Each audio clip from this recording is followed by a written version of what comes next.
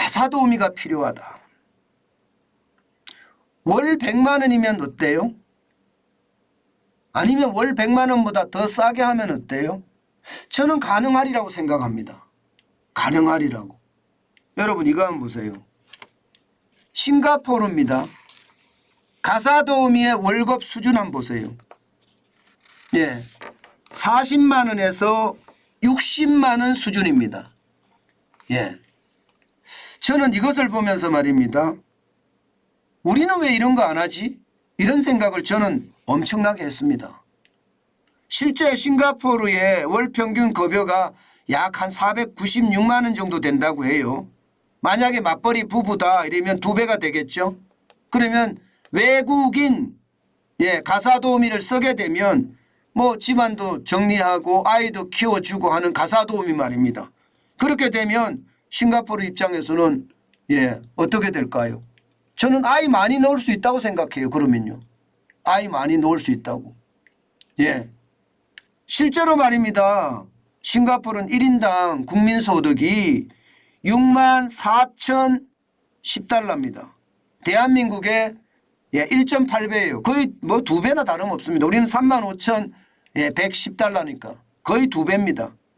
그런데 왜 우리는 싱가포르처럼 이런 가사도우미를 우리는 안 할까요? 참 이런 것을 보면 진짜 웃긴다는 생각이 들어요. 십사굿이라면서요. 이게 자국우선주의가 어느 나라에 있거든요. 어느 나라나. 실제로 한번 보세요. 지금 싱가포르 같은 경우는요. 필리핀이나 미얀마, 캄보디아 13개국 출신 만 23세에서 50세 여성 실제 도우미가 26만 명이 와 있고요. 임금 수준은 40만 원에서 46만 원입니다. 국민 월평균 급여는요 496만 원이고요. 싱가포르는 최저임금 제도가 없습니다. 숙식을 제공합니다. 침실과 화장실을 제공하고요. 개인 공간도 제공을 합니다. 싱가포르의 경우. 홍콩도 비슷합니다. 홍콩도 말입니다. 지금 보면 고용주 한 달 소득이 249만 원 이상인 경우에 도우미를 할 수가 있는데 최소 77만 원입니다. 국민 월 평균 급여는 310만 원이고요. 급여는 지금 시급은 6,200원이거든요. 외국인은 최저임금 적용 대상에서 제외됩니다. 왜 우리는 이런 제도를 안 하죠? 그리고 숙식은요 문이 잠기는 방을 제공하게 되어 있습니다. 저는 뭐 도시국가이기 때문에 그 나라는 한다 뭐 이런 이야기를 하지만 우리에게 당장 저는 절실한 제도라고 생각을 해요. 여러분 저도 아이들을 셋을 키우고 있습니다. 애아이들을 셋을 키우고 있는데 제가 시집을 가라 장가를 가라 그런 이야기 안 합니다. 이제는 큰애도 그렇고 작은애도 그렇고 결혼 정년기에 접어들었거든요. 막내 아직 학생이니까 그렇다고 이야기하지만 그런데 제가 결혼하라 이렇게 이야기 안 하는 이유는 하나예요. 저는 그 친구가 자아 실현을 하기 위해서라도 좋은 직업을 가져야 된다고 저는 생각을 하거든요. 그러려고 하면 좋은 직업을 가지기 위해서 공부를 더 해야 되고요. 전문직을 따야 됩니다. 그 과정에서 애를 놓을 수 있을까요? 못 놓습니다. 그리고 그 친구가 전문직을 땄을 때 아니면 직장을 갔을 때 애를 놓을 수 있을까요? 당장 돈이 없는데 애 못 낳습니다. 애를 누가 키웁니까? 부모가 키워준다고요? 요즘 부모들은요 이제 애 키우려고 안 합니다. 노후는 내 노후다. 너네들 지금까지 키우느라 고생을 했는데 니네 자식까지 내가 키우냐. 이게 요즘 베이비 부모 세대들 나이 드신 분들이 이렇게 이야기합니다. 실제로. 저도 마찬가지예요. 저도 우리 우리 아이들의 아이 손자 손녀들 키워줄 생각 없거든요. 그러나 저는 애는 많이 낳으라고 하거든요. 이게 어불성설이죠. 말이 안 되기는 해요. 그러나 만약에 가사도우미 이런 제도가 있다면 아이들 키워주기도 하고요. 아이들 먹여주기도 하고요. 저는 괜찮다고 봐요. 이거 출산율을 높이는데 획기적인 정책 아닐까요? 예. 지금 말입니다. 대한민국은 이대로 가면 침몰한다는 이야기가 굉장히 많이 나와요. 예. 그런데도 말입니다. 이런 제도를 도입하지 않는다는 것. 저는 그게 참 안타깝다 생각이 들어요. 이게 왜 제도를 도입하지 않느냐 물었더니 국회의원들이 그렇게 말합니다.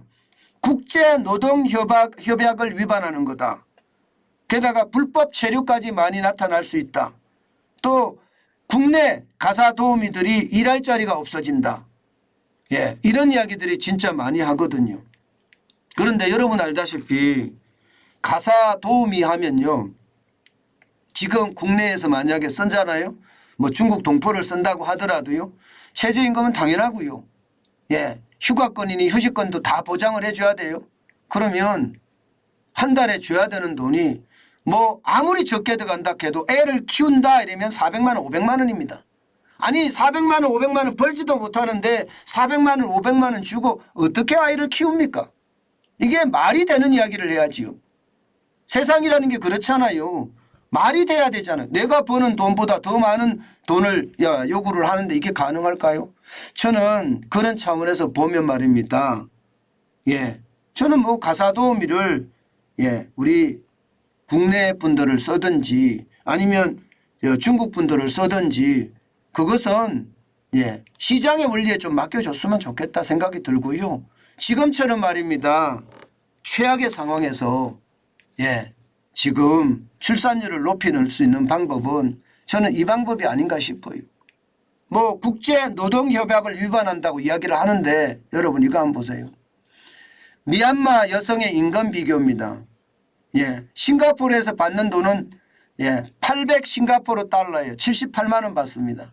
미얀마에서 대학을 나와서 외국계 기업을 취직을 했을 때 30만 원이에요. 2배가 넘는 돈입니다. 2배가 넘는 돈. 2배가 훨씬 넘는 돈이에요. 이만큼 많이 줄 수 있는 거죠. 저는 이런 제도를 글쎄요. 뭐 국제노동협약을 위반하면서 이렇게 할 수는 없다. 또 국내 어떤 가사 노동을 하시는 분들의 어떤 일자리를 뺐기 때문에 할 수가 없다. 이렇게 이야기하지만 그 사이에 대한민국은 어떻게 되고 있습니까? 대한민국은 보시다시피 2022년에 출산율이 0.78입니다. 전 세계에서 꼴찌예요. 전 세계에서 꼴찌. 최악입니다. 2023년 올해요. 이게 0.78이 이거보다 더 많이 내려갈 거라고 예상을 합니다. 더 많이 내려갈 거라고. 이렇게 되면 여러분 대한민국 사라집니다. 안 사라진다고요? 참 이런 거 이야기하는 사람들 보면 답답한데요. 당장 말입니다. 앞으로 한 7, 8년 후면요. 5천만 명 붕괴됩니다. 4,993만 6,537명으로 통계청에서 전망한 겁니다. 2022년이 정점이었거든요. 5,183만 6,239명이요. 이게 정점이었습니다. 그리고 나서 줄어들어요. 그러면 이렇게 되면 계속해서 커지는 우리 국가 경제, 우리 경제 규모를 감당할 수 있을까요?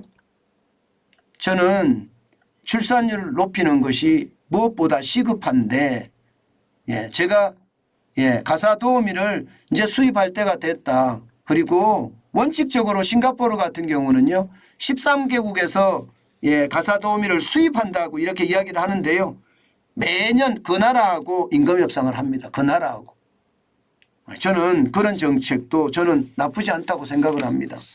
이게 나라가 침몰하지 않으려면 나라가 뭐 인구 지진이라고 이야기하거든요. 인구 지진으로 이게 나라가 설설 쪼그라들지 않으려고 하면요. 윤석열 정부에서 아주 특단적인 조치를 저는 내놔야 된다고 생각해요. 그 특단적인 조치가 결국은 말입니다. 나라를 더 살려갈 수도 있다는 것. 저는 그렇게 생각합니다. 그만큼 말입니다. 인구에 대한 것은 진짜 어렵거든요. 오죽했으면 세계 최저잖아요. 0.78이. 0.78이라는 숫자가 세계 최저입니다. 이렇게 생각하면 여러분 진짜 안타깝다 그런 생각이 들어요. 물론 이게 가사도우미가 뭐 월 뭐 싱가포르처럼 40만 원, 60만 원 이렇게 준다? 예. 그런데 다른 데 식당 가서 일하면 200만 원, 300만 원 주는데 내가 왜 가사도우미 해? 그래서 불법 체류자가 되는다는 사람들도 많은데 이게 규제나 규정을 정확하게 두고 말입니다. 저는 이런 일들을 하면 나쁘지 않다고 생각합니다. 저는 시장이라는 게 시장의 어떤 흐름을 맞춰줘야 되거든요. 시장에 역행하는 일을 하면 시장이 왜곡되거나 시장의 실패의 원인이 되지만 시장은 지금 원하고 있거든요. 저는 출산율을 높이고 인구 재앙을 맞지 않으려면 특단의 대책, 가사도우미를 수입하는 것도 하나의 대책 중에 하나겠죠. 그런 대책들이 빨리빨리 나와서 지금 최악의 출산율을 면할 수 있는 그런 첫 번째 대통령이 윤석열 대통령이 됐으면 좋겠네요.